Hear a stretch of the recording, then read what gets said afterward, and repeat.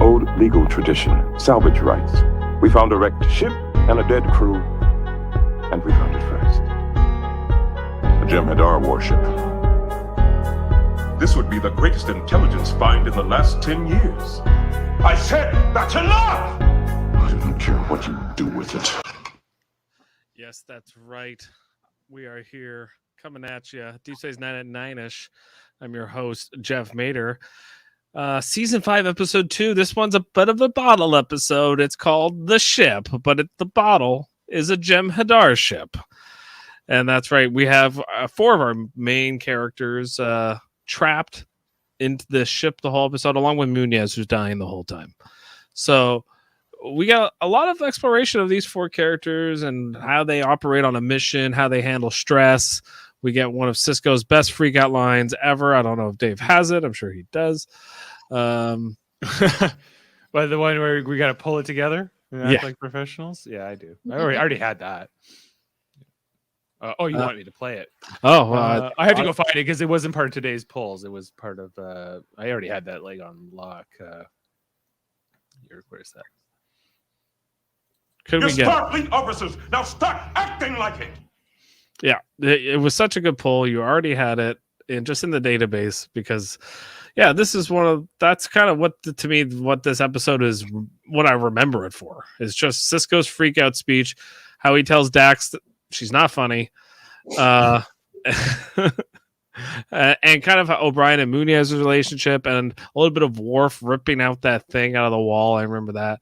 But those are kind of like the mainstays of this episode. But we are joined here by my brother, Dave Mader. Dave, how are you? Are you ready to talk about the ship? Well, we'll get you through this, Hefe. Don't worry. That's on my name card. It's Hefe. That's my gamer tag. That's when I play a little bit of Overwatch. I'm don't worry, Hefe. I'll get you through this. So Munez says, "Don't worry," even though he's the one who's injured. So there's a lot of that going on between Munez and O'Brien, and we're also joined by Ashley Millard, only one half of the Bajoran workers, but although the other one will be showing up later, Kevin Millard. He's out working. Yeah, he's out working. He's working. You know what? He's acting like a professional, and he's making sure to get to the job at the task at hand. But Ashley, your task at hand right now is to cover this episode 2, the ship, critique it, throw praise at it, throw some flowers for it. What do you like about this episode? What kind of stands out for you? I kind of gave my quick breakdown. I like the story. I think it's a good storyline. I get bored at parts and my mind starts to wander because I find it a little bit slow, but I do like the story. I think that's really well done. I like Worf, the way Worf and O'Brien are together in this episode. The constant fighting is fun. Yeah. I agree with you that it is slow in parts, but at the same time, like there's a lot of like touching things I think that they do well, like you're alluding to, like the Munez dying the whole time, and even Sisko, how he kind of handles it as his superior officer, his captain. But there's an argument here, I would like to say, for like everything that Sisko decides to do in this episode, you could argue is pretty reckless. I would say I think he's not necessarily doing the right thing. He has multiple chances negotiation wise to get out of this situation. And even before that, they could have left and known that maybe somebody was going to come for this and not acted like it should have been a salvage operation. I think there's an argument to be made that he puts his, Dax, Worf, O'Brien, Munez, he puts them in danger with his decision making. Dave, do you kind of see it that way, or do you think this was too good of an opportunity to pass up? I think he does the right thing. I think ultimately he makes. I think he loses 5 people in that decision. I think those 5 people would disagree with you. Well, but we know that this ship is important, right? That they will use it later on in the infiltration mission where they'll bomb the Ketcher Cell White facility.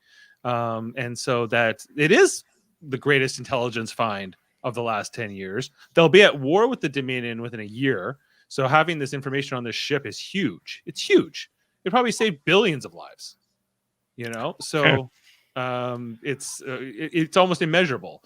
But and they got lucky that this happened to be a founder's flagship, I guess, and therefore. Well, no, that's a good question, because like the way I take this episode, Dave, is that this Jem'Hadar ship was way off course because they were on a mission to go find this sick changeling that was sick on a different planet, kind of like Odo, like who had been away from things for so long, or whatever. Something happened to me that this changeling was very far away from like their civilization, and like the Jem'Hadar went, and this one Vorta went back to get him, or this changeling, and they were on the way back when they crash landed on this planet. Does that make sense? It's plausible. I'm not saying you're incorrect, but I don't think we have enough information to know what the heck was going on. Okay, we are joined by the injured founder, Davan Skelhorn. He's come in here to give us his takes here on where is the injured founder from? Is this a mission that the Jem'Hadar went to go get this injured founder, or did he get injured that way? He was already on this ship. What do you think the deal is with this injured founder? It is a really good question. I always just assumed it's kind of interesting, but that it was just injured in the crash. But should a crash really be able to injure a founder? No. Or was it like a dying founder before that through some disease? Yeah. The crash, I think, could have injured it or something. Like we saw that the ship, it was pretty bad, or they already been through some things. But the one thing that led me to believe that is that Worf says like this ship is like, it's a lot like a lot of these other Jem'Hadar ships we've seen, but it has systems that are different. There are things here where like this ship is special in some way. Now maybe it's founder or changeling retrieval ship, you know, or it's a founder's flagship, which, you know, I think is also plausible. You know, and that he was the only survivor of this crash, you know, like maybe the founder's to blame, Jeff. Maybe if the founder had just said, "Hey guys, I'm here," he didn't have to die. And then I don't know. But he couldn't hold his shape. He couldn't do that. You know, he was holding that shape for all that time. Yeah, but like Dax says, she takes the tricorder out and says he can't hold his shape. At that point, but that's like hours and days later, right? So they're on this planet for like 3 days. Mm. Okay, but that doesn't mean like he wasn't sick when they like had already crashed. No, maybe he was frozen in that shape until he could be no longer. We don't know. There's a lot of things that aren't explained. Right. Okay, but that's just like kind of the one quick idea there. I was saying to Dave before you joined on, Davan, do you think, and Ashley, do you think, Davan, that Sisko is reckless here with the lives of his crew, like deciding to stay on this planet and try and salvage the ship, and then he has multiple chances throughout the negotiations with the Vorta to maybe, you know, get like at least get out of there with Munez, even like let's say Munez surviving. Do you think that Munez's death was worth this Jem'Hadar ship? Was that a good trade? I mean, you have to make that trade. I think in a military strategic mindset. So this is interesting. This is a really good episode. And a little plug: we just talked about this one a fair bit on the episode of Locutors of Trek that just came out on tragedy, because I don't want to jump ahead too much here, I guess, but the real tragedy of this episode, I mean, there's a lot of it, deaths of Munez and other things, is there's a deal to be made. It's there. It's dangling from it in front of them both, the Vorta and Sisko. The deal is there. Yes. And the mistake they make, the Vorta, is that initial betrayal where they... How far did you guys get into the episode before I got here? Not that far. Not that far. We've just been kind of jumping around, but But go ahead. Okay, well, so that's why Sisko has that trust issue with the Vorta more than he normally would have. But you could say the mistake he does make is because it's hard to, in that conversation between Sisko and the Vorta, where he's just like, I guess we're at an impasse, you know? Right. he's making a very emotional decision there. It may be the right one because they have showed to be duplicitous. Right. But you see that going down differently. Sorry, Dave. Just if it were Picard, right? Like that conversation, I don't see Picard going, well, I guess we're at an impasse. He would try to get that negotiation going a little further. I think maybe that's the mistake Sisko makes. Sorry to interrupt you there, Dave. No, it's okay. I was just thinking that I think that Sisko makes. I don't think he can make. He's not Picard. No. And I don't think he could make a different decision than he does here, because Jeff's gone, so he's not hearing anything I'm saying. Go ahead. I was like, should I go on? I think that the fact that as soon as they get there, they destroy the runabout. I'm talking about the Vorta and her Jem'Hadar shock troops here. They destroy the runabout. They kill the what's his name, the Talor or whatever, right? The blue shirt guy who's with them. Then, like when they're in their first negotiations, they put the Jem'Hadar in. He comes in with a knife, right? And the whole scanning thing. And then and so I think that Sisko has no reason to trust them. They're complete scumbags. They completely the Jem'Hadar and the Dominion are not. Their word is worth nothing. So like he's got to. That's a little bit of like revisionist history because they don't really know the Dominion that well. They know that they're malevolent. They know that they want to kill them. He's like at this point, the Dominion have already killed a lot of Federation people. Yes, right. But they're not at war. At this point, like there's a lot of like reasons to think that they could at least make a trade. They've also experienced them enough to know that like when they're gonna let them live, they do, like with Odo and going to their founder ocean planet and the Great Link, and like they left there unharmed. Yes, they had to go there under a deal where like the Jem'Hadar had to drive their ship, but like they're what I mean, like they are capable enough of being somewhat trustworthy, not always just gonna slit your throat. The Vorta, anyway, maybe like they're around to make deals, right? Right. The Vorta are a lot more like that.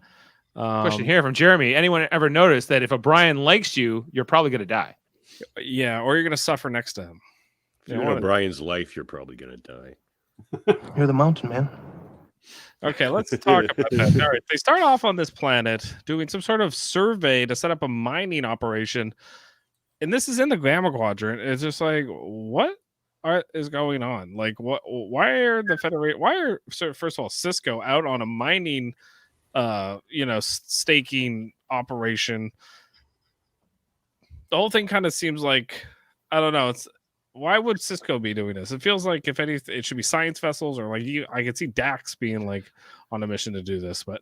Yeah, it seems like they really didn't account. They weren't counting on running into the Jem'Hadar at all. They said that they were 3 weeks away from the closest outpost.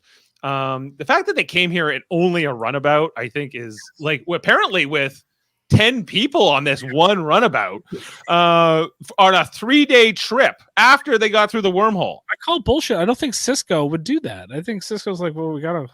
Oh, he would. We saw that he's like, oh, we can't take the Defiant to go meet Starfleet Command to talk about the changeling Gowron. We got to take a runabout.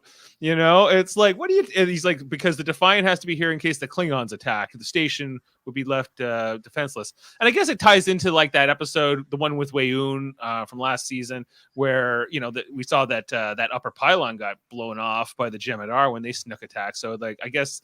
The idea was like we don't want to take the Defiant away from the station unless we have to. But in this case, they had to. If the Defiant was there, they could have pulled that ship out with the tractor beam right away. But it wasn't there. It was back at the station doing nothing, and so they had to catch up. And I think that's the fact that they had 10 people on one runabout in the Gamma Quadrant at this time is the reckless thing that got them in this situation. Well, the whole mission from the beginning, right? Just because of the gear, the opportunity, like to not take the Defiant, being on this runabout, you're setting up a mining colony. Apparently, yeah, I find the whole thing strange that that you would send like your best of your best to go find, unless it's I guess it must be a very rare mineral or something. I forget what he says it is at the beginning. What are they there for? Cormeline. That's it. Yeah, it's only a few hundred meters from where they are below the surface, and so I don't know how important this cormeline is. What does it do? Is that explained somewhere in a wiki? I'm looking it up. It's just it's a mineral that does something. It does something. Okay. Quantum torpedoes. They don't really explain it. No, it's something they want.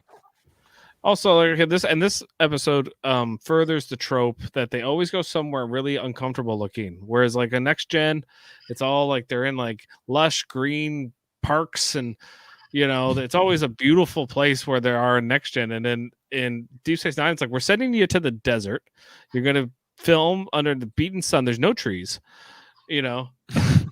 It's not that hospitable looking. No, you're expecting a Gorn to pop out at any minute. Right. They might be filmed in the same location. It 100% is. There was one point where O'Brien and like Muniz were going down, and I'm like, oh, this is exactly where Kirk built his weird cannon. Like this Gorn episode. It'll probably be in the fun. This is Vasquez, you're saying? It might be. Yeah. I could see probably it the same planet place. they did Basics in Voyager too. Yep. Oh, I'm sure. It's somewhere out like near California, or it's in California, like near Los Angeles. I think it's north of LA or northeast. But yeah, it is interesting the way the whole episode starts. They're very like, even at the beginning they're sweating, but they're comfortable, they're doing the job, they're all geared up. They got O'Brien's telling stories of mountain men. I was climbing mountains in Ireland before you were born. And Muniz hills, don't you? Yeah. They have gently sloping hills in Ireland, no mountains. There's no what do I know? After all, you're the mountain man. Is he the mountain man? He is I've now. been climbing mountains in Nova Scotia since before. No mountains in Nova Scotia. Gently sloping hills. It's entirely Gently possible. sloping. It's entirely possible he was climbing mountains in Ireland. I'm sure they have holodecks there. Nah, he'd be kayaking. He'd be kayaking down the mountain, maybe. Yeah, kayaking down a mountain. Yeah, he's a kayak man. Fighting Cello player. He's a unique man. And they go. This is one of the few examples, Jeff, where like these are two enlisted guys having a chat, talking about officers, kind of as the other, right? And they do it later on where he's like, there you go, Muniz, sucking up to the officers. And I couldn't help be like just think of Lower Decks when he's like, oh, maybe we'll put you on waste management or whatever he says to him. Waste management. You're due for a transfer. How does waste extraction sound? Extraction, which sounds so much worse. We're Extract going to the extract the waste. But yeah, like I think they should do this more with regular Star Trek. Lower Decks is doing it great, but with the live action stuff, they don't need to focus on the bridge crew all the time. Well, like even in Lower Decks, right? Like the four main leads of the show, Lower Decks, they're all ensigns. They all outrank these two, like Muniz and O'Brien. No, I know. They're all. Yeah, but I think they should have more just regular crew member characters, because they're like chiefs and enlisted guys. Yeah, because like even like having a chief is very much like on a submarine, like, which is kind of what these ships are, like battleships or submarines, where you have like a chief engineer, and that makes sense, and have like just enlisted guys, security enlisted guys, Punitive spiritualism. Yeah. So he's punitive spiritualist. I wonder if waste extraction is why they don't have toilets on the Enterprise. Someone just goes around and does waste extraction. Was I distressed by the lack of toilet facilities? I thought we decided that they just went to the transporter room. I always thought they just pooped near the sonic shower and then turn that thing on, and then that was that. Oh my god! I feel like that would just explode it. They pooped in the sonic shower, Jeff. I mean, why not? It's all one giant. It replicates it, and then it turns it into your souffle. There's a Seinfeld episode about.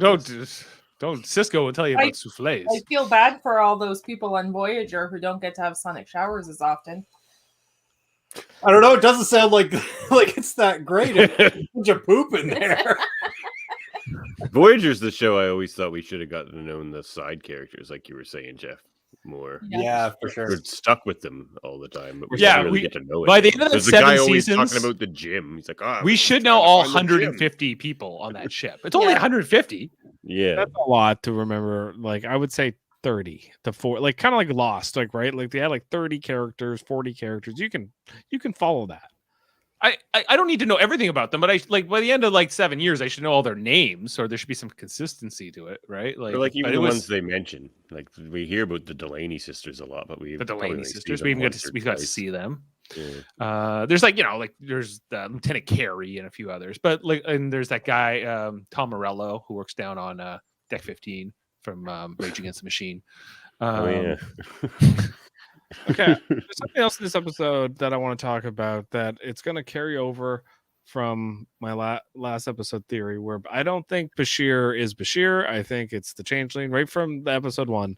That's my theory, and I'm sticking to it because we have this scene here where Odo brings Quark in because he brought in some regalian flea spiders or something because they're an aphrodisiac, but you can synthesize a drug from them or something that I don't know. You shouldn't be doing it. Evidence. Yeah. So, what? But I feel like it's Bashir's demeanor. I keep watching him. I'm just like, he's not the same lame Bashir that we've gotten for 4 seasons. He's got a different like attitude and swagger to him right from the jump here in season 5. This is like this walk here is your evidence. A walk. Yes. Evidence. That is my evidence. I think it's circumstantial at best. I understand, but I'm reading him as a person, and he's not the same guy. I'd make such a terrible lawyer because all I would do is just go evidence. And like, this isn't going anywhere. The judge would be like, "Yes, that's what we're asking for." Yes. Yes. Can you provide some, please? It is circumstantial, but it is. I see something in his walk and the swagger of his walk, guys. I think there's something up with Bashir right from even though I know it's coming, I just don't see the same doughy-eyed, kind of oblivious character that would have those conversations with Quark. I mean, with Garrick and Quark, even for the first 4 seasons. He's different here, I find. But I don't know. Maybe I'll leave it at that. Maybe it's not standing out to you guys yet, but for me, well, I just don't think it's like you can have your theory all you want, but like it's just I don't see it. Like, What would you call yourself, Doctor? An idiot. By that. would a changeling call himself an idiot, Jeff? yeah. I just had to play that clip, and then of course Cisco and Ducat because he's Evidence! Evidence! He wants evidence! he Figure if a changeling can play a Martok, they can play anyone. Yeah, I don't think they need to necessarily. I think they can like learn to be quick studies of certain people, especially like a Martok or a Bashir. who could learn to be this man though. He's different It would- here. Look at his face. It would have to be an innate part of their biology and personality to be able to do that. Like even as a shapeshifter, even like to make the shape, they'd have to have all this kind of observational ability and like an octopus, right? And just turn their body into whatever they want. Because they also have to form the human brain of that person, right? Yeah. And the brain waves of that person. So they would think like that person while they're in that shape, right? Do they need to touch the person, or do they just could have to see them? I don't think they have to touch them, but it's unclear. Yeah, unclear. Unclear. They never make that like a rule. I mean, they can become fog. Like, They can become like fire. that's- Yeah, so like, doesn't seem to be a lot of limitations to them. No, they seem. What's love without danger? Oops. Just faces. Just Just nose ridges. That's the only Yeah. limitation. Here is this like, I don't know if this is a Yeah. question or a statement, but a changeling who is a squirrel is squirrel brained. I think I so. don't think I agree with that. Like when Odo turns into a bird, is he bird-brained? No, I think he's still Odo. No, his because brain isn't a physical brain. It's all just part of him. He's like, yeah, it's their all just whole one- body, their brain would be distributed, kind of like Just an like octopus. Yeah, It's he's like right. the water. It's the water becomes the drop. They're just like water. Yeah, octopus is a good metaphor for changelings for sure, or chameleons. The Okay, aliens of the ocean. we have this scene here where the Jem'Hadar come to attack the guys, that have found this ship, Cisco and the boys. That's when Muniz gets shot. But we also have this scene on the runabout where they get attacked, and we have this ensign that's. What species is she? Because the mask is very obvious. Benzite. The benzite mask. Where's her? She doesn't have a breathing apparatus. Yeah. You're right. Yeah, she has a breathing apparatus. There's a few things here. Maybe she had an implant. Where I say, like, it's very obvious. Like, maybe it's just HD in the day in the 90s. Like, we didn't notice this, or the makeup is very bad here. Yes. Not Oh, worthy yeah. of an Emmy. You don't think it holds up, this makeup? You can clearly see that she's wearing Too a face stiff? prosthesis. Like, it's to me very obvious. I mean, here, I'll skip ahead a little bit and show you. Well, I watched it too. I don't know. I could see exactly how they put it on, and I don't know, I just don't think the face paint matched well with the mask paint, which is unusual. But anyway, I thought this had a potential to be a character a little bit, but so briefly Until they blew her up. So they blew her up. The Jem'Hadar, they killed all these people that are on the runabout. Only focus on her though. They don't really. The other two are extras. They don't get lines, so they're blowing up anonymously. An episode like this, and like it's not the only show like in Star Trek. Voyager does this a lot, where you can really tell the SAG rules, where it's like, oh, we can only pay one person, so all the other people have to be technically extras because we only have a budget, X to do this episode. So it's. What I find is the most repetitive example of that is whenever anyone comes into a room or onto the screen to hand like a pad or something to someone Right. else, because they never say anything to each other, and it's always so awkward. They walk away, and it's only those two people are allowed to have a conversation, which is That probably happens every episode. and it does happen, I'm sure, in the military, but like so it works, but it's always kind of funny. You're right. Yeah, but on the whole benzite thing, we've only seen that species like a handful of times. Hey, Spot, and like it was Mendon and Benzar, I think they both interacted with Wesley Crusher in like the early seasons of Next Gen, both played by the same actor. Mhm. But I'm weren't not the same Mendon. guy. I'm not Mendon. He's like, how do you tell each other apart? He's like, we just do. Like, even though we all look exactly the same and we're the same actors underneath. Even though we're all played by I didn't know it was the same The actor. same guy, but we're all different. It's kind of like Weyoon 4, Weyoon 5. You can figure it out. Also, same guy. Yeah, there you go. Also the same guy. They just tell apart. Yeah, like I think, but this one doesn't. So because they had a chlorine atmosphere, we're told, the benzites, right? So maybe some get like implants or something. Just like there was remember that woman, the Elysian, who like was from like the gravity planet, the light gravity, and she could have got that procedure, to work in space, but probably never could go home again. Maybe that's what was going on with Laura Hoya. Pavlar. That's her name. Yeah, maybe. that's right. And the benzite world, I feel like would be like an ocean world. Presumably, yeah. They're fish people. Yeah, they look like catfish. Right. Okay. Okay. So then they get onto the ship, and this is where they're going to hold fort for the rest of the episode, basically. And Muniz is dying, and Cisco and Dax and Worf and Orion all have to figure out how to fortify the ship, what's on the ship, do blueprints, can they salvage it? All these different ideas, come into their mind. That's kind of like the from here on in, the show is very much a bottle episode. It's like all on this ship, with a few scenes outside with the Vorta lady. I forget, what's her name? Do we have that? Loris. She's great in this episode too. Like one of the takeaways I took away from this episode was that she could have come back, even a clone of her or something. Like I think that we only ever got Jeffrey Combs, even though I love Wei-Un and I think that's a great character. I think that maybe it's a little too one note sometimes, and I think that she was great. She brought a whole different energy to the Vorta in this episode. Yeah, it's a good question. Like again, those SAG rules, like where they only want to like hire one person sometimes to do an entire alien species.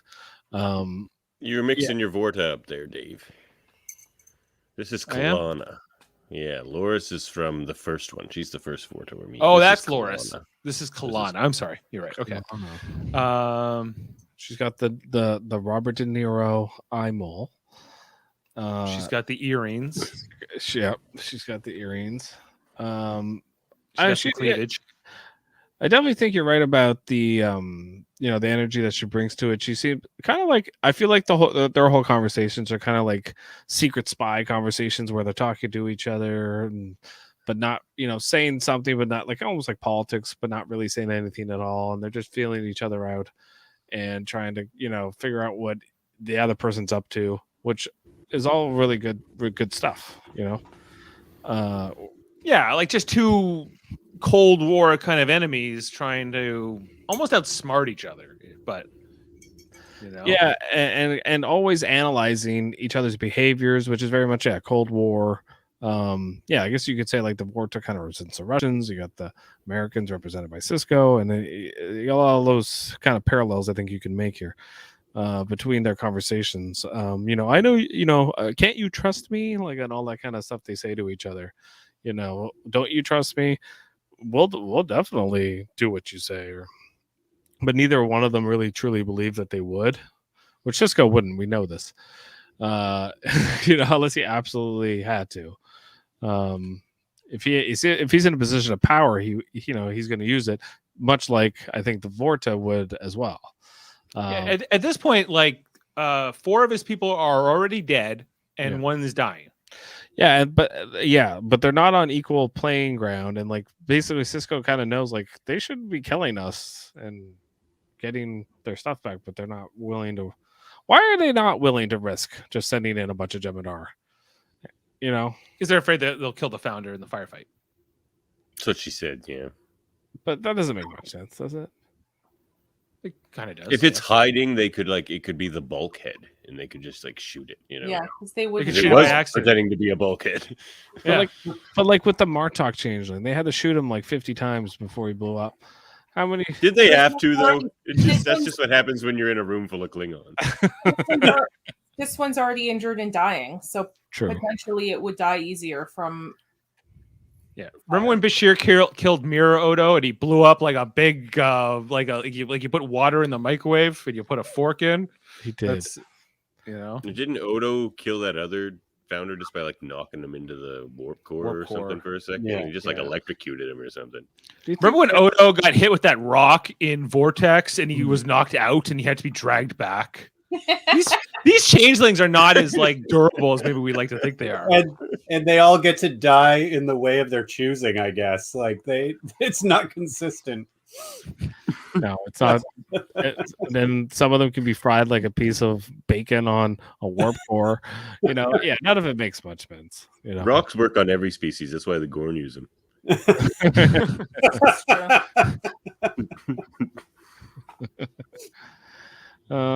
Okay, so O'Brien and Dax are doing their patrols through the ship where they find a device that wasn't there before because Chief knows. The Chief knows when the Chief knows, and it looks like a little spider explosive. And that's when, this is right at the same time Cisco is having a conversation with the Vorta, and their conversation breaks off because they know a Jem'Hadar has infiltrated them. And I think their will, right? Like, I don't think they sent him in on purpose, did they? Yeah. The Vorta. She did. Oh, she did. I thought it was kind of like a rogue. Oh, I thought it was like a rogue Jem'Hadar that went in. No, that's why Cisco didn't trust her. She apologizes for it too, Cisco. She said, "Yeah, I does. shouldn't have done that. No, she says it was a mistake. She doesn't. Yeah. That doesn't mean she ordered. So that I kind of was like thought to myself, well, maybe that Jem'Hadar just went in on his own because he's like a religious, like he's like, I will do anything to save this. No, like she's still in command here at the end of the day. Like all of the Starfleet officers who die she's directly responsible for. Right, but we've seen that the Vorta and the Jem'Hadar don't always necessarily trust each other's command structures. And the Jem'Hadar are very much like, we already know all your shit, and we don't always. It is the way of things. But with the Jem'Hadar, if she's still alive, she's still in command. Is that how it works? I'm pretty sure. Yeah. If they're going to take command from her, they're not going to keep her as a prisoner. Okay, fair enough. I just thought that was interesting. I thought about that throughout the episode. Okay, so Munez really hurt, but we got more of this O'Brien banter with him.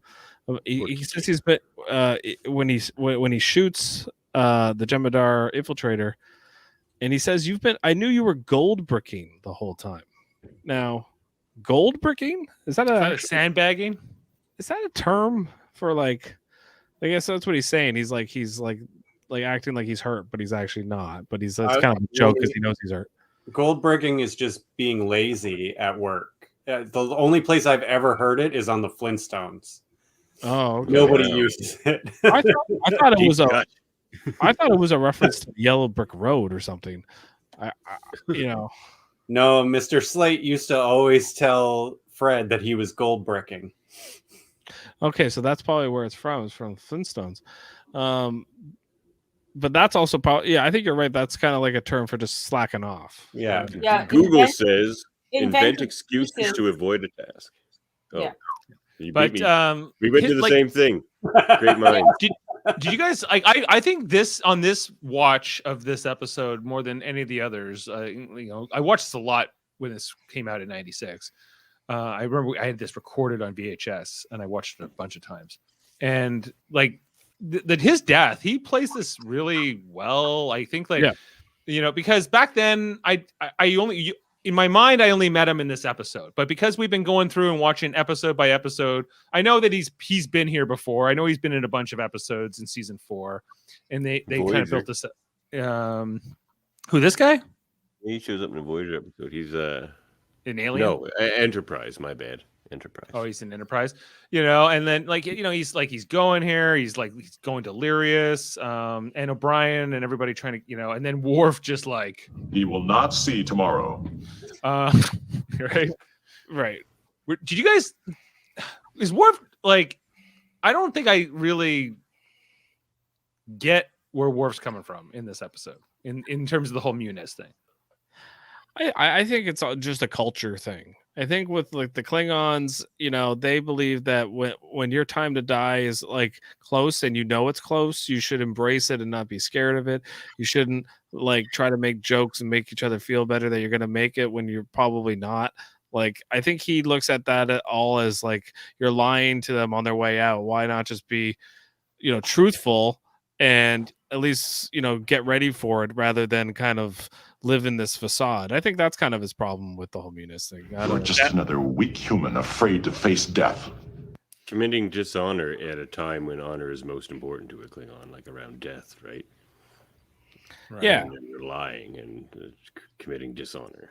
I actually really understand where he's coming from. The thing is, a lot of people watch scenes like this and gonna go, "Well, Worf's being really insensitive there," but I think he's supposed to be. But at the same time, I think he's not trying to be at all.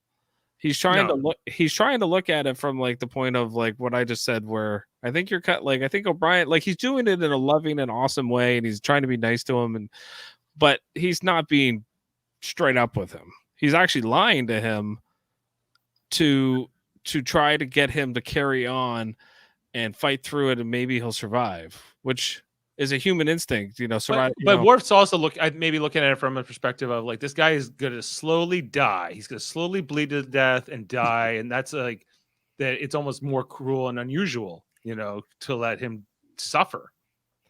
Yeah, that part where O'Brien says to him, where I'm not a Klingon, I'm not gonna kill my brother, and I'm not gonna moiter my friend. Moitered him. Kevin, like, what do you make of that? Do you think Worf is being insensitive? Do you think it's just a cultural thing? Where do you come at? I think we have these debates now around euthanasia or whatever, right? Like it's just cultural. This is what Worf would want. I mean, he stabbed his brother in the heart because of dishonor. Now, he wasn't even dying at the time. He would have to be sad for a while, and he stabbed him in the heart. So, there you go. That's killing a sad Klingon is murder. Well, and this like, he got injured and is dying, acting out, like doing his duty and like performing a mission. So to Worf, this would be a warrior's death because it happened in the line of duty. So he wants him to go out like a warrior, and he wants everyone to treat him like a warrior instead of treating him like a child. Yeah, which so for me, I totally understand where he's coming from, but at the time, like, when I first watched the episode, I just thought Worf was a jerk, But it's he's a jerk too. It's still Worf. Yeah, I like how Dax is like, maybe we should talk about your diplomacy. And on the way, maybe we can discuss some of the finer points of diplomacy. That was funny. Right. Worf sometimes reminds me of my autistic son, in that he just says it like it is, regardless of if it's going to hurt your feelings or not. And sometimes you have to say, hey, maybe phrase that a little differently. Right. And sometimes, you're like, well, that was a good point. It hurt, but that was a good point. Yeah. Yeah, you're right, but this is how you say this to people so they don't get upset. Yeah, which is what Dax kind of like has the whole conversation with him about. Yeah. But you're right, like the whole thing between him and O'Brien here, I think O'Brien also is not controlling his emotions, because on one side, he's trying to be like the strong guy from Nunez and be there to crack a joke with him and do the tend to his bandages and keep him going when he's clearly not doing well. At the same time, Sisko tells him to abandon that post at one point so Sisko can take care of him, which the whole time I'm kind of like, Sisko's doing it, but his mind's almost in a different place as the commander of this like mission that's really like almost a no-win mission. I think is the kind of like the whole how you're supposed to feel about Sisko here is like, oh, okay, what do I do? How do I get us out of this, but also kind of get what we need? What does she want? What's going on? And he's like, at the same time, I got to try to make sure to keep this guy alive. It's interesting, like, dynamic that he kind of goes through where you kind of see it psychologically with him as well. So yeah, then we get to that good scene between him and the female Vorta again. This is like the last negotiation with them, is that right? Where they start talking about, it must be obvious by now there's something on the ship that we want. I'll tell you what, we'll let you guys go and we'll give you the ship if you just let us go in and take it. And he's like, how about this? How about you just tell me what you want and I'll come out and you can have it. And she's I'll like, go get it for you. How about I go get it for you? Don't you trust me? She's like, no, we can't do that. And he says, I won't risk the lives of my crew. And that's kind of like, basically it's like, okay, we're done here. Risked them the second he came to this planet. Yeah, did he? Like, is he kind of going too far here? Like, I feel like the Vorta, especially in this conversation, is giving him a good opportunity to get out of this situation. Like, but he can't trust her, Jeff. She's betrayed him like at least once, and she's like, they're clearly hostile. So, like, the second that they don't have that bargaining chip leverage, I think they're all dead. You got to remember, they came into orbit, didn't even signal. They just destroyed the runabout. Yeah. That's true. They did do that. She's just a really good actress, so she comes off as super genuine in that conversation. And you're like, come on, Cisco. She's like working with you here. This is my first mission outside the Dominion. I don't even know what to do with how to negotiate here or whatever. And that wasn't Then true. she started off like, "You're very handsome, Captain," or something like that. Did you say he's like super handsome or something like that? Can I call you Banner Benjamin? Much He's more like striking in person. He's like, you can call me Captain. How about that? Yeah, no, there's definitely like no love lost between the two actors as far as like their characters. I'm sure there was lots of love between the actors, but the characters hate each other's guts and don't really see a way where they can actually trust each other. You're right. Like, but it's also like the situation where Cisco has put themselves in where it's like, like they're holed up in this ship. There's something on this ship. They don't know what it is. And it's like just a difficult situation to ensure survival. You know, do you think it's weird, Jeff, that Dax apparently had like 3 days to look through this ship to figure out what the hell they wanted? The whole crew did, but Dax seemed to be like in particular in charge of this. Find out what the heck they want. Find out, and she's like, it would help if we knew what they were looking for. How about you come up with a hypothesis, Jedzia? You know, like what would they be so afraid of destroying? What could it be? What could they hold sacred? I think it's weird that they didn't put together this could be a founder on the ship. Yeah, they could have done first idea. It like if you're just got nothing to do but sit around and be sweaty and get bombs formed around you for hours and hours and hours, then why not? Like maybe there's a changeling. Maybe we should do some phaser sweeps of the rooms and see if there are changelings here. Yeah, I thought of that too throughout like this part of the episode. I'm like, how many times have they done phaser sweeps? You know, in the show. Lots already, even like in this rewatch. And so they're at this point where, yeah, they don't even consider it. They think it's something like tactical. And it's like, no, like they don't. The Dominion ship, they probably should have done a phaser sweep before the Jem'Hadar even showed up. Mm-hmm. Yeah. Jokes on the Jem'Hadar too, because aerial bombardment is the ambient noise Worf uses to sleep. Jokes on them. And I could see why they wouldn't consider it a changeling, though, because if they were on that ship for 3 days, if a changeling had been on it that was able to, like, they would assume that it would just be able to goo itself out of the ship and leave or attack. But it doesn't do any of those things.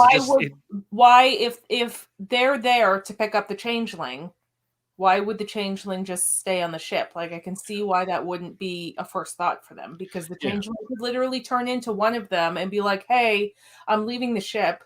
I'm going to go. Or it could have turned into a fly or whatever. And then just go to the Jem'Hadar. That's that thing. The fact that the changeling is sick is, you know, but at the same time, it wasn't that many episodes ago where we had Odo, who was sick, you know, a sick changeling that needed to be brought back to the founders, which is presumably what this Jem'Hadar ship was doing, was probably coming back to the founders of the Great Link so they could heal this changeling. But they, you know, crash land on this planet. You're assuming he was already injured, though, when they picked him up. Yes, I am. But there's no evidence. Evidence! My evidence is circumstantial. But it's a hypothesis, Dave. You know what? They had to know. Let's test it. How would they know? Like, I think it had to have been injured beforehand, or how would they know? Because they're on the outside. Yeah, there you go. Alana and them know that there's an injured. Because if they know for sure, didn't assume it was injured, they would assume it could just escape whenever it wanted. That's right. That's a great point, Davan. Thank you, injured founder. No problem. I'm an injured founder, so I know these founder things. Thank you, Dave. As a mounted man, how do you deny these hypotheses and the circumstantial evidence that has been laid before you? I think you were just making a lot of assumptions here, and like I tend to take stories at face value and what's presented to us, and if things are left unexplained, then they're unexplained. But you know, I like to look at it as theorized canon. Oh, PM me until it's raining. There you go. Is that about our circumstantial evidence? I think, yeah. All right. So this episode is really about two injured officers. One's Munez and one's the injured changeling. And, you know, both groups are trying to protect that injured person. And both have the same Nunez was time crunch. wounded by a Jem'Hadar Polaron rifle. So he's like, I don't know, like they killed him. Like things are not equal here. The Starfleet crew didn't do anything to them. They went on to their ship and used it as a refuge and refused to leave. Well, it's not true that they didn't do anything to them. They do keep going into their space. Yeah. Into their quadrant, yeah. and to mine it. To take now they're taking resources, so it's not as if they didn't do anything.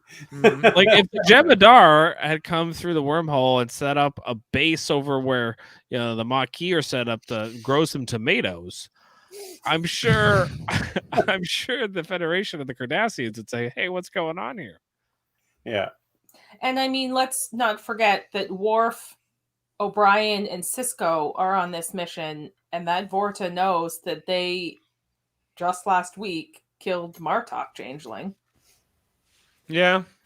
Well, that's true. That was last week. That's a reason for her not to trust them. Yeah, yeah, that's true because they wouldn't have to have killed the Changeling if he wasn't impersonating a Klingon general and trying to assassinate people to start a war and all the these founders, this Dominion. I'm against like you've never impersonated a Klingon general, Dave. Considering they just killed a founder, they're not going to tell them that there is a founder on that ship. I do think that is a good point that Dave makes about the Dominion. That I do think that they are a little bit sometimes one note with, especially the founders, where they're just bitter and they just hate the solids because they're haters. They want order. That's their thing. They bring order to chaos. Yeah, they just want to be assholes, though. They don't want any order.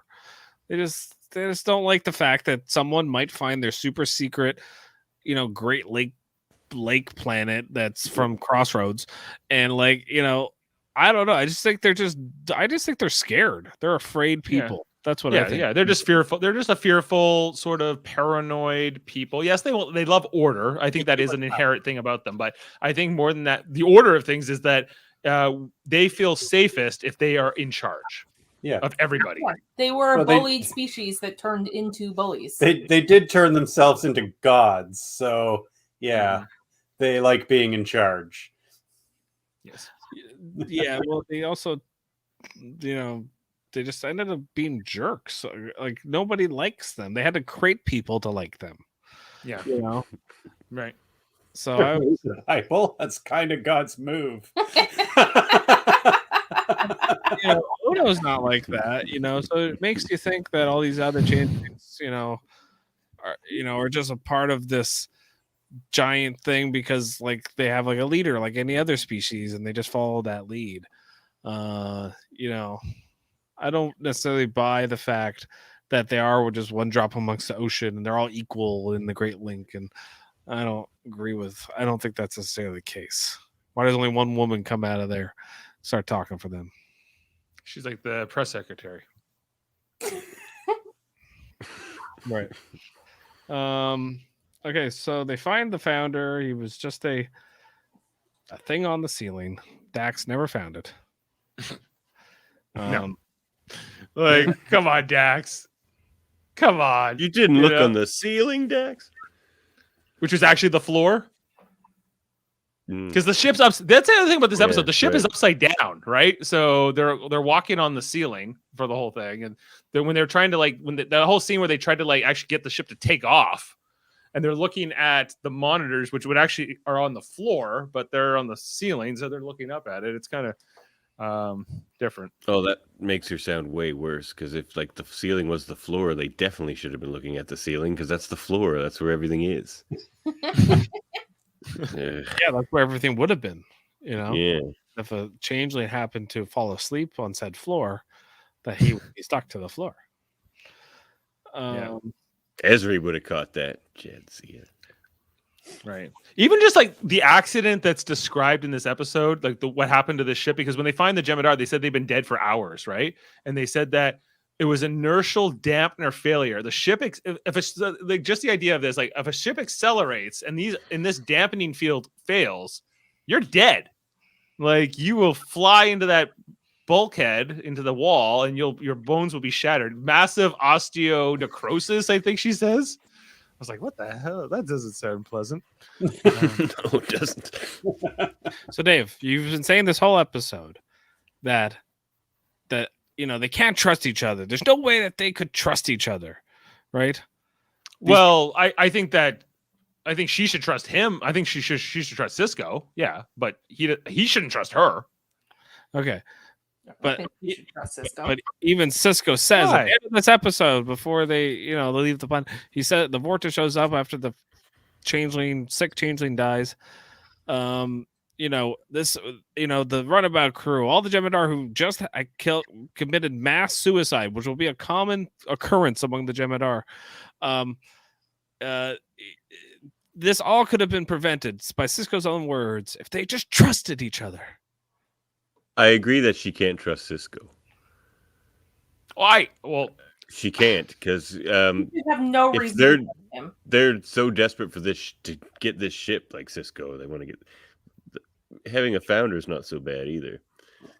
Yeah, that's a good prisoner of war to have. It's a good thing to study. That's just you can see why she would think Cisco would covet that. They have one. He has been very close at hand 2 times that founders have died.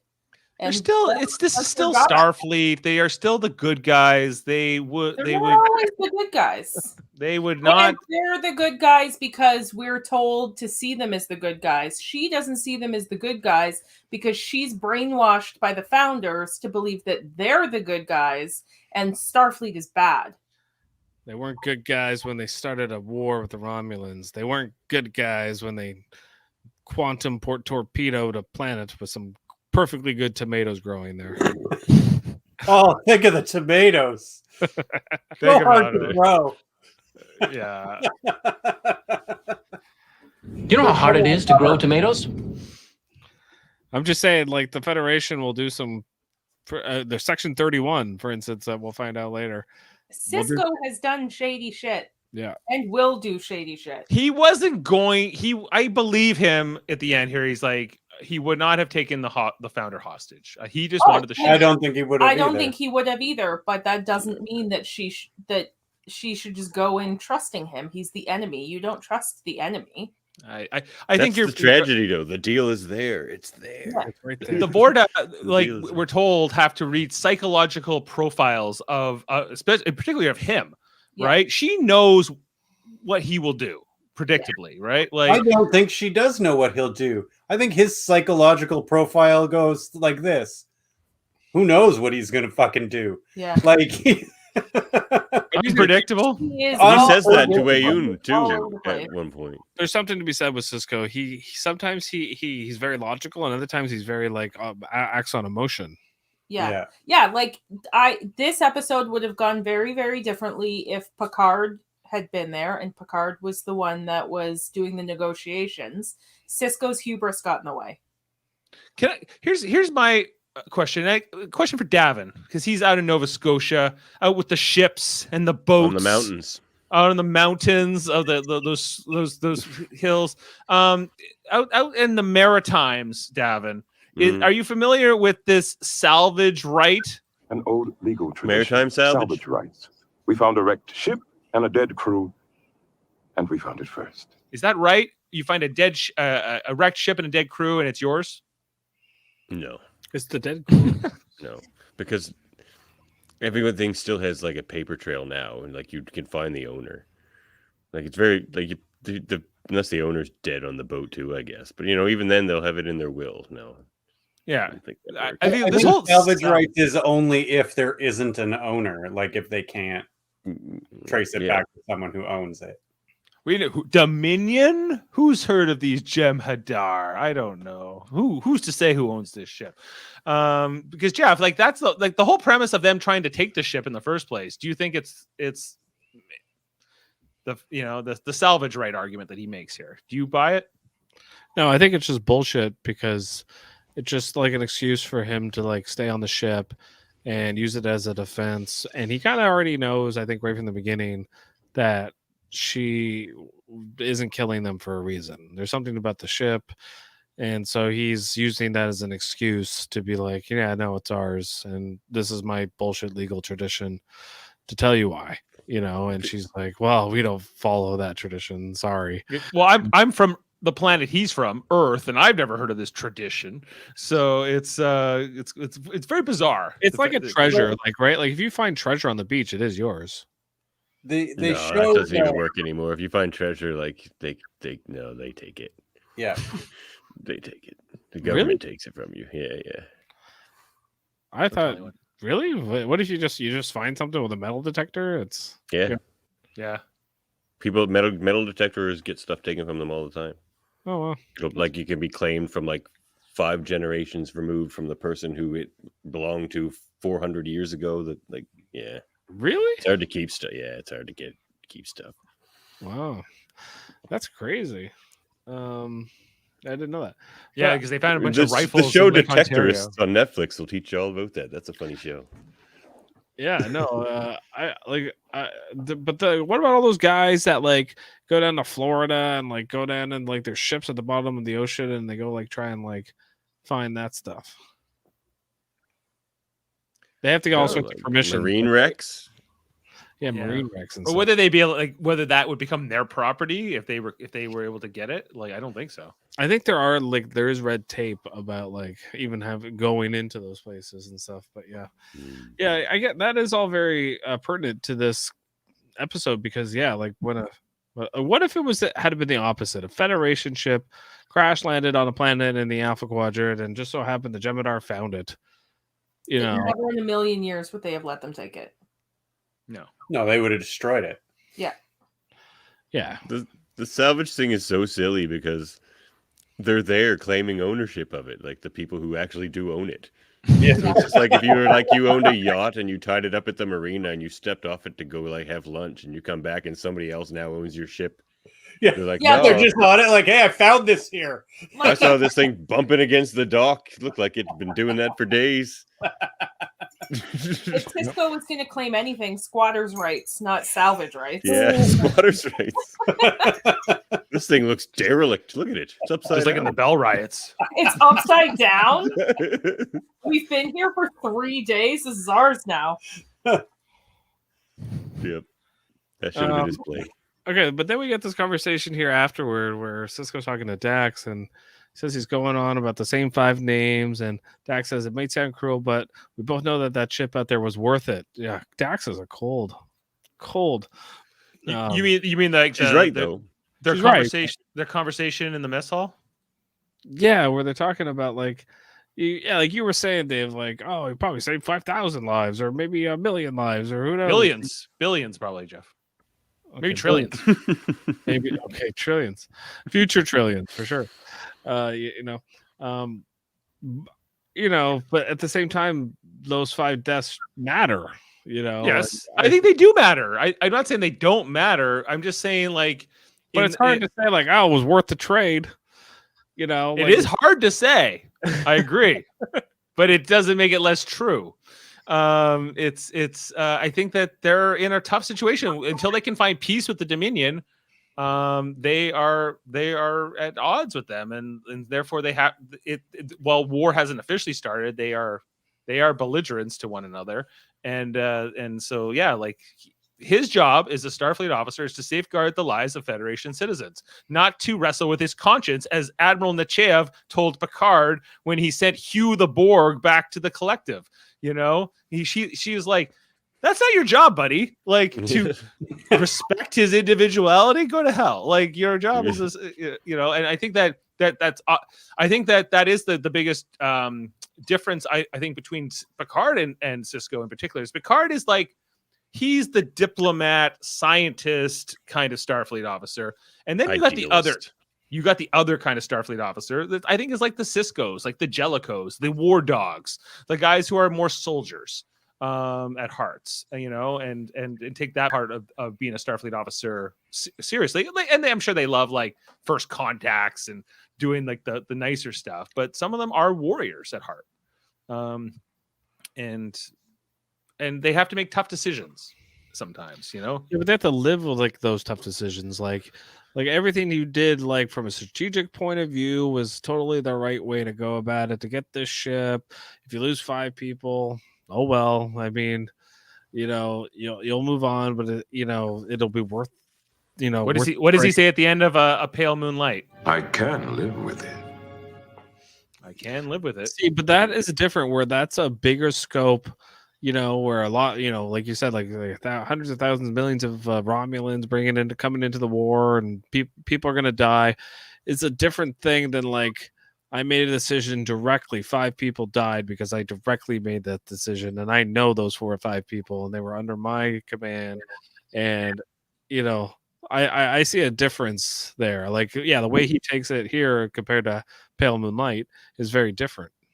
But it's kind of the same thing, Jeff. Like it's like sort of like there's collateral damage to serve the greater good. Yeah, they try to reaffirm that point because he's like, "Oh yeah, they're over the moon, the Admiralty. They love that we got this ship." Are they pleased? They're very pleased. Yeah. They're gonna give us all medals or whatever. And it adds extra weight to this episode that we see this ship again. Yes. Yeah. I think it's actually that was one of the best moves they made. That they made this episode pay off. That this intelligence find does mean something, significant. And they're able, and the mission that comes later from it, where they seemingly go back to the same planet to battle the Jem'Hadar again. Except there's a lake at that time. But like when they crash the same ship that they take in this episode, that they'll later crash onto another planet, and then they'll fight some Jem'Hadar over there. Tough little ship. Yeah, it's a tough little ship. Little. Yeah. I think I love this episode. It's a great episode. What do we make of this final conversation here between Worf and O'Brien, where they're performing the Act of War, where you come and hang out with your comrades to keep the predators away on his trip to the afterlife? I love it. Worf feels bad because he knows he comes off as a bit too Klingon sometimes, and it offends his friends. He does try. We'll both keep the predators away. And he's getting tired of getting in fist fights with O'Brien. Yeah, I think, and he's like, I'm really into like this honoring the dead thing. So how about we can bond over that at least? A little bit. I do like that scene though, where O'Brien goes to punch him and he stops him as if it was Bareil trying to hit him, like like it was nothing. Yeah, remember when Bareil punched this good? He was just like, Bareil! That was what it reminded me of. He just turns his face and comes back immediately. I think it's Worf knowing and reflecting on his actions, and he was under stress too. They were all kind of cracking, I'd say, in a lot of those moments. Philosophical points aside, and I think that these two, Worf and O'Brien, keep getting into fights, since he came to the station, or are often on different sides. But I think that their friendship is. I like how they expand upon it in Deep Space Nine, because there was a lot of these are the 2 next gen characters coming over. You could kind of maybe say, well, we've kind of dealt with all that stuff, but they fight like family. Like they fight like they can take it from each other. Whereas even though it's it gets really personal and stuff, I feel like that they're like brothers. Mm-hmm. That's how I see the relationship anyway. What I brought it up at the beginning, but I'll bring it up again. I think this episode is most famous for the Worf O'Brien kind of thing where they're talking about death. It's a matter of time. But where Sisko tells them to smarten up. Dave, do we have the clip? Well, I have we will get through some of this. We pull it together. Hold on. I don't know. Okay, but do you have the part also afterward? No, I don't think so, Jeff. Oh, okay. But you're a Starfleet. Oh. No, that's a different one. I have mostly just the. I have them in alphabetical order, Jeff. So I gotta look for the. You played it earlier. Oh, what was it? Your Starfleet officers start acting like it. That's it. Yes. Okay. Here it is. You're Starfleet officers. Now start acting like it. Right. He tells them we're Starfleet actors. Start acting like professionals if we don't pull together. And then Dax says something funny. Munez is shaking on the ground during this. He's thinking about his dad during Carnival or something. And Dax says some sort of quick remark. And I just love Sisko's turn to her and just says, Dax, in case you hadn't noticed, nobody's laughing.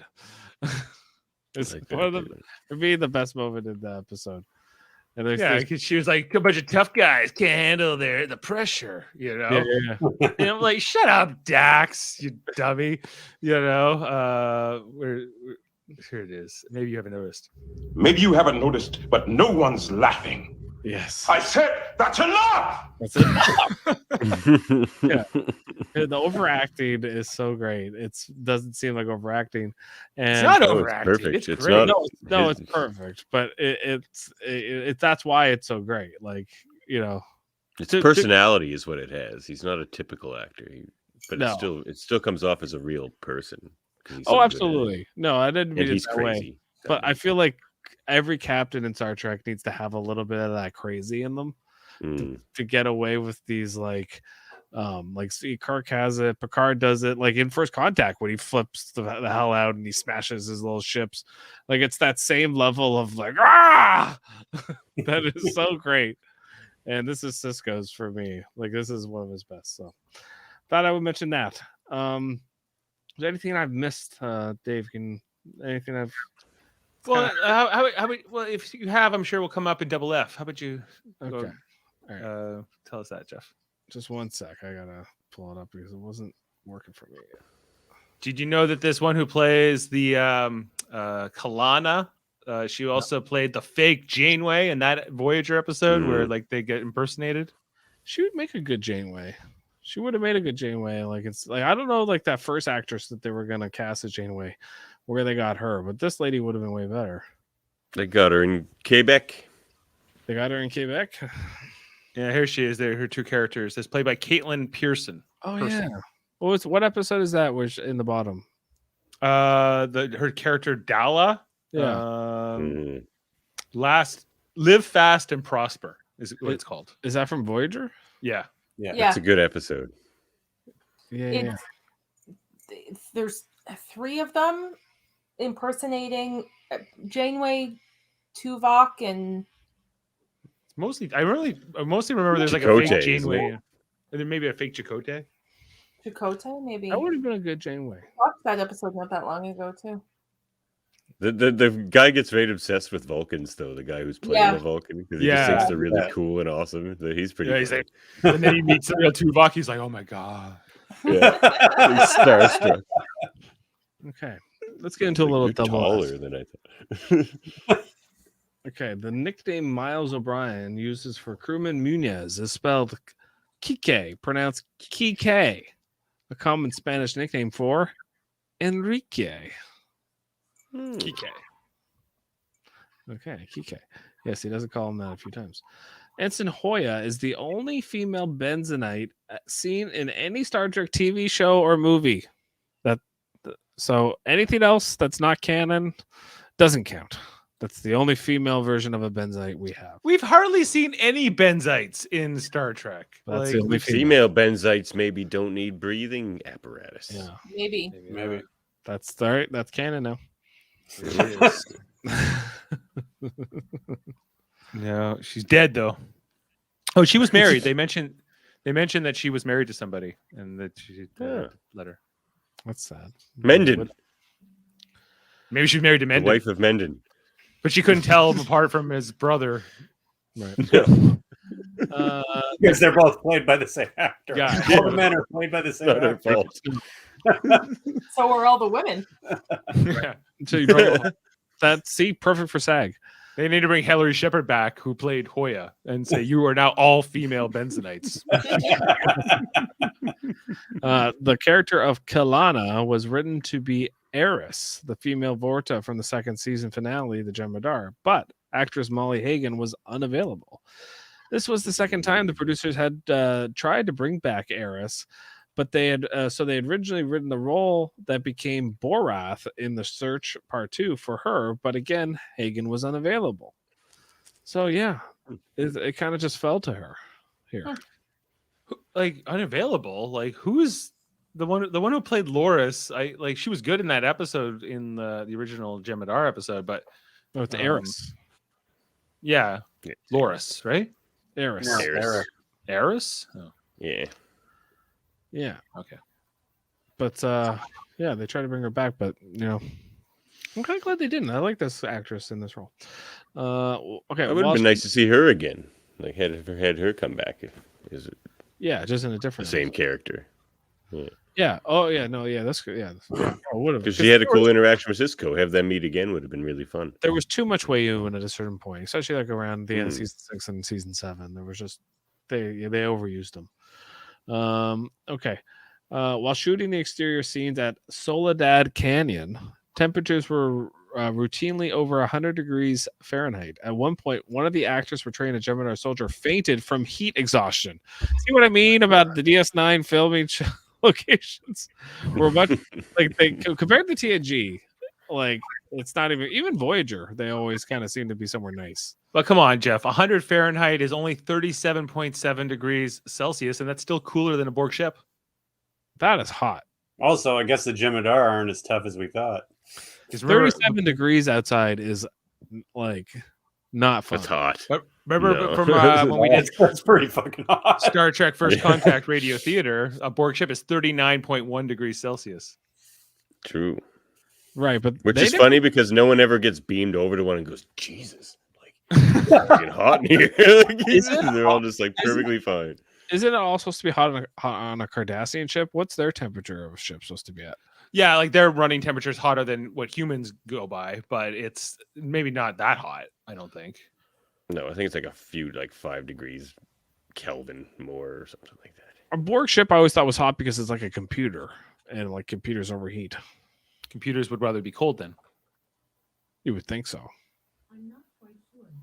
They got computer cancel. They got too many batteries. Oh yeah, we're saying the word computers. Shitty fans, those Borg fans. Okay. When Muniz teases Chief O'Brien about climbing hills and not mountains in Ireland, this is a joke about Cole Meany's appearance in the film The Englishman Who Went Up a Hill But Came Down a Mountain. In the film, two English map makers visit a Welsh village during World War I and find that village's prize mountain should actually be considered a hill. The villagers, including Cole Meany's character Morgan the Goat, scheme to add scheme to add to the hill's height to have it declared a mountain. You're the mountain, man. So that is where this whole bit of dialogue comes from. It's funny. Yeah, I just like me out of breath. And here it is. The Englishman Who Went Up a Hill But Came Down a Mountain. What year is this movie? 1995. It's got Hugh Grant. Oh my god. And it was written and directed by Christopher Monger. Don't know who that is. And I've never heard of it. No. The Man Who Went Up a Mountain. Okay. Went up a hill and came down a mountain. It came down a mountain. But yeah. Went up a hill but came down a mountain. Because it was originally considered a hill and then they made it considered a mountain. That's what's known as a cliff. That's what I always thought. That Ireland cliffs. Not they have both. Yeah, more cliffs. Okay, F.J. Rio's character Enrique Muniz is the first character in all of Star Trek to speak Spanish. In this episode, too. This is the first time any character in Star Trek has spoken Spanish. What do you guys make of that? They didn't let Khan speak Spanish? See. They should have had Khan speak some Spanish. Or Gomez. Or Gomez. Yeah. That's really it. They don't speak a lot of foreign languages in general, though. No. She spills the coffee up a card. It's like, ay, caramba. Wouldn't their universal translators have just translated his Spanish into English? You would think so. Would it be funny if like Harry Kim all of a sudden was like speaking Korean, like his like translator like broke? Harry Kim's from the United States. I know. But what if he spoke Korean? Jeff, I don't know what to tell you sometimes. That'd be like me all of a sudden speaking German because I have a German ancestry. Well, I don't think it would be all of a sudden. You'd probably have to learn it first. Yeah. I mean, his parents spoke. You don't know. You don't know either. It's a theory. All right. Always filling in things. The exterior scenes for this episode were filmed at Soledad Canyon, a gravel pit north of Los Angeles, which has also been used for Cardassia 4 in the second season in Homecoming and for Dozaria in the fourth season episode Indiscretion. Soledad was also used for the sixth season episode Rocks and Shoals, which is maybe where the Evidence episode takes place. I'm not sure. Soledad Canyon, you're saying? Soledad Canyon, yeah. Yeah, it's up near Santa Clarita. Very nice. Where the zombie Drew Barrymore lives. Okay. F.J. Rio Munez played the character in DS9, this same character in Starship Down and Hard Time. He also played Yoleg in Voyager's Repetence and the Vizian chief engineer in Enterprise is Congenitor. Yeah, so he's been around. Cisco wonders aloud what the Jem'Hadar ship was doing near Torga 4. That's where this episode takes place. We never said that. Torga. At least 3 weeks away from the nearest to Minneapolis. The question is never resolved. Yeah. No, it's not. They don't. It's just all set up. Well, we can just speculate and make up things, and then we can say that happened. Yeah, well, it would be canon. It happened in the episode. The capture of the Jem'Hadar ship might be inspired by the World War II event in which a crashed but repairable Japanese A6M2 Type 0 fighter was recovered from the Aleutians in 1942. Like the Jem'Hadar ship, the Japanese pilot died in the crash instantly. Salvage rights. Maritime. The ritual that O'Brien and Worf perform at the end with Muniz's body is performed in many cultures. It is believed that the dead should not wait alone. The practice may originate with the Jewish tradition of Shamira, which means watching or guarding. Gotta keep those predators away. That's right. The Jem'Hadar attack ship captured here later reappears in A Time to Stand and Rocks and Shoals, where it is used to enter Cardassia space to destroy a Ketracel White installation.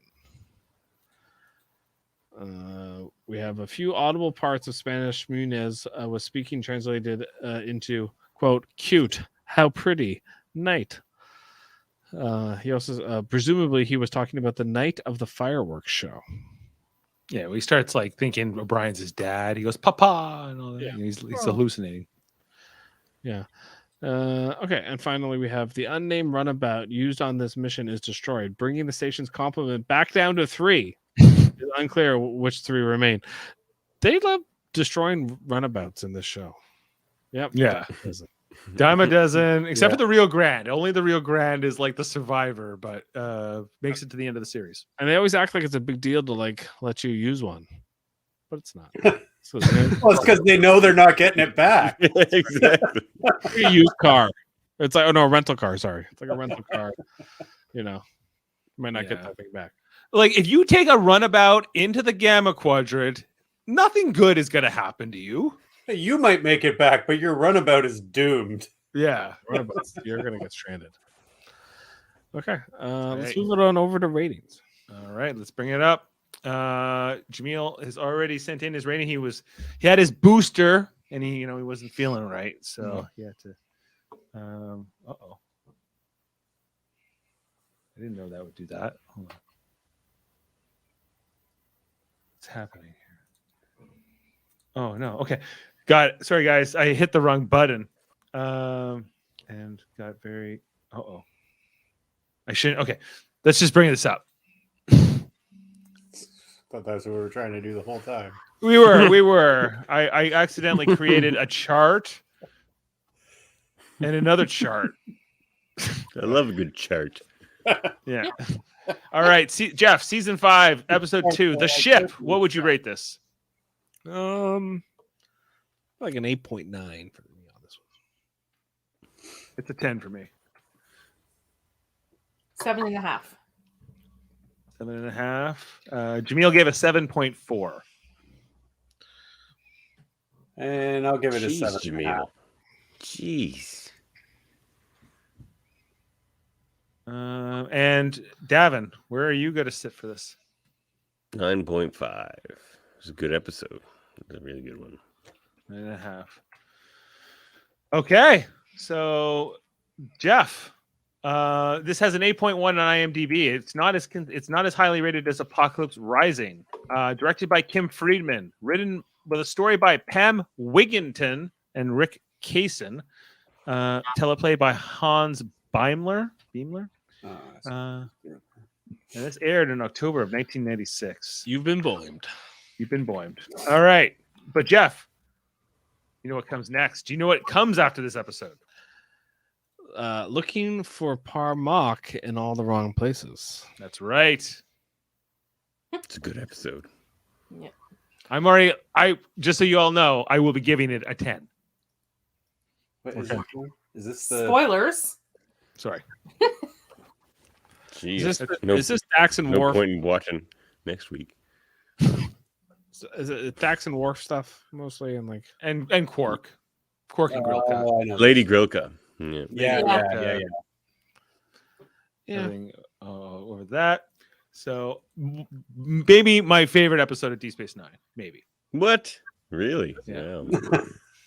It's a great episode, but that's something. yeah. Who smells like a piece of rotting foreshack? Oh, I know. I'm gonna have to get on early next week for sound clips. I was always a guy that preferred a good Bashir episode to a Dax Worf episode, but I'm probably in the minority. Probably a good Bashir episode. Sorry, you prefer a Bashir episode? Everyone's like shocked. But you think Bashir is always a changeling in every episode? No, just not every That's a episode. good changeling episode. Recently. Just since like the end of season 4. Yeah. yeah, because Martok is confirmed to have been a changeling, and Bashir, Yeah, he was, but we is don't know. also in that prison camp, which we will see coming up, and he is acting weird and different. It's multi-layered performances that Jeff's enjoying here. I think so. If I ever meet Alexander Siddig, I'm going to say I saw what you did at the beginning there, season 5.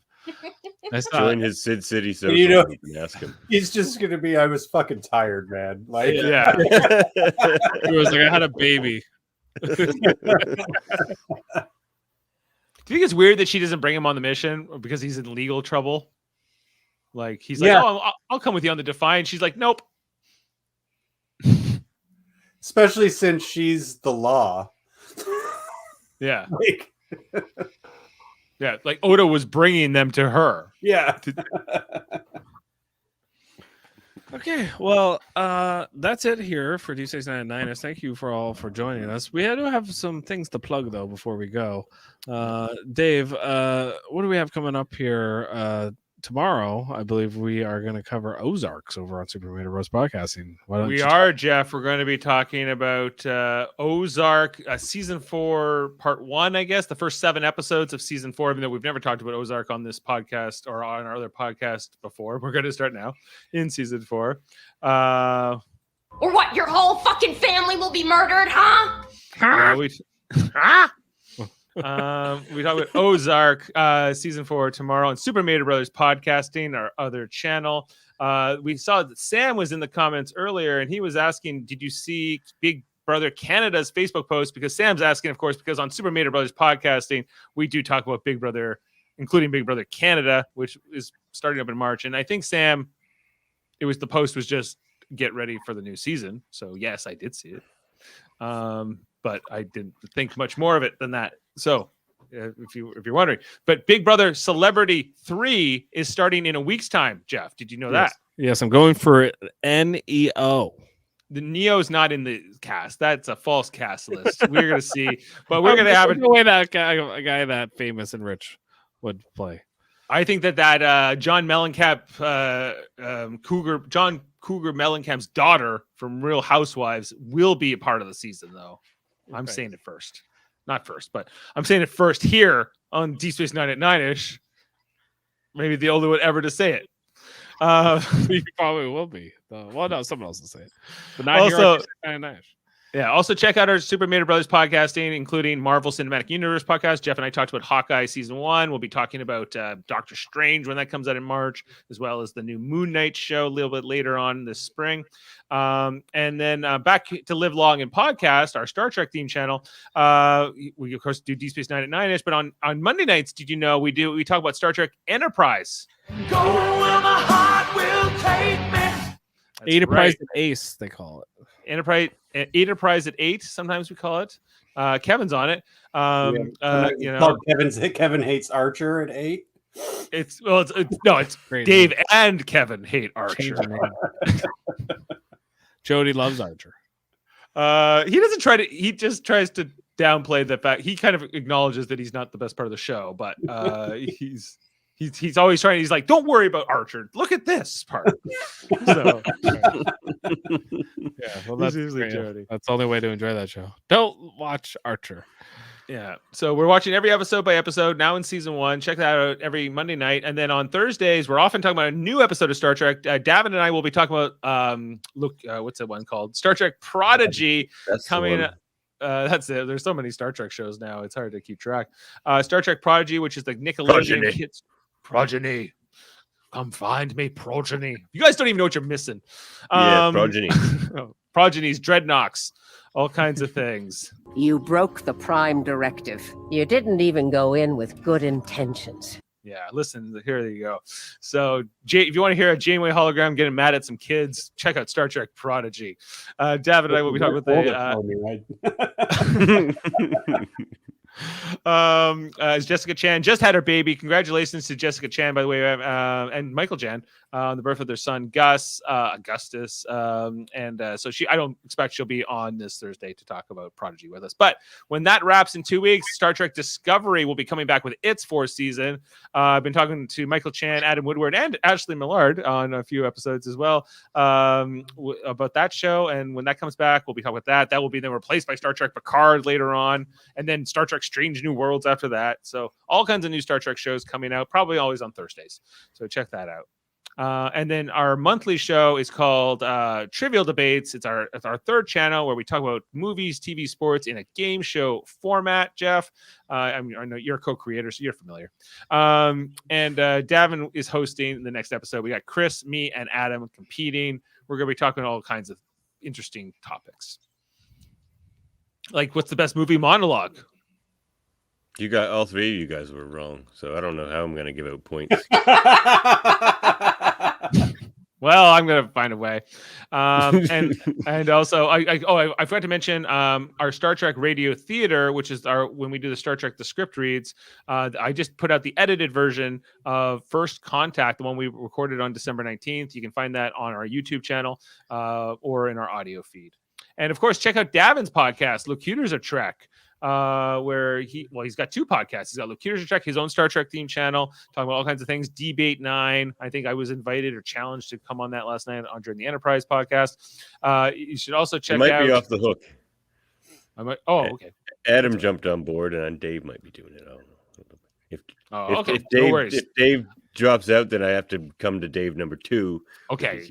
Well, do I have to be Dave 2? I'm like, that's like over at Locutors of Trek you do, but here you're Dave number 1 on. All right, I'll take it. All right, and then I know you talked about X-Men the animated series tonight on your X-rated podcast, Davan. How'd that go? That was good. I was slightly frazzled, but whatever. We got through it. What frazzled you? I need to find a new place to live. Oh. The owners are selling the house, so we got to find. Oh, okay. I was a little distracted. Sorry to hear that. Okay, but you know what? You'll find a better place. Well, my koi would find somewhere to live. Yeah. If I knew something, I can't help you with that. But I'll figure it out. Don't worry about it. I'm not trying to be a downer on the Live Long and Podcast channel. No, I'm just sad check out our. We do have a new episode up there on Locutors on the tragedy of Star Trek, and in a day or 2, the Faces of Jeffrey Combs supplemental will be up. Oh, check that out. Many faces. Yeah, some of them animated. Where's my? I will produce a whole fleet of murder drones. I love Agnes. He's great. Yeah. All right, Jeff. That's it. Okay. All right. Well, thank you, Dave, Davan, Kevin, and Ashley for joining us here to talk about The Ship, Season 5's Episode 2. These D-Size 9 at 9-ish. Live long and podcast. I've enjoyed your company as always, but it appears that it's time we